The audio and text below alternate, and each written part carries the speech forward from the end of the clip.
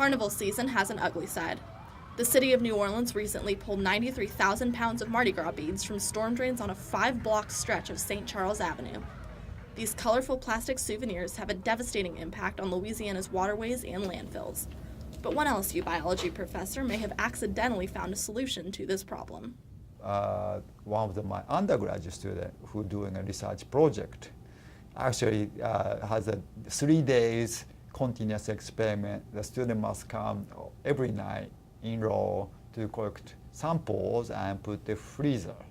One night, the student forgot to move the sample into the freezer. The next day, Dr. Kato's team discovered that the algae had produced a large mass of oil, a key ingredient in bioplastic, which looks and feels like plastic but breaks down in soil.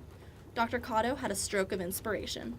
Then I studied a little bit about biodegradable Mardi Gras beads, and I quickly learned that no one produced it, although technically it's already possible to make it.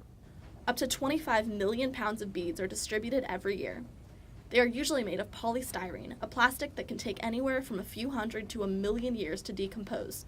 Bioplastic, on the other hand, can be engineered to break down in just a few days. So this one is 100% microalgae biomass basis.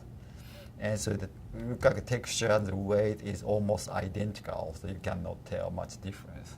A string of Dr. Kato's beads would cost about 3 times as much to produce as a string of regular beads, which are usually mass-produced in China.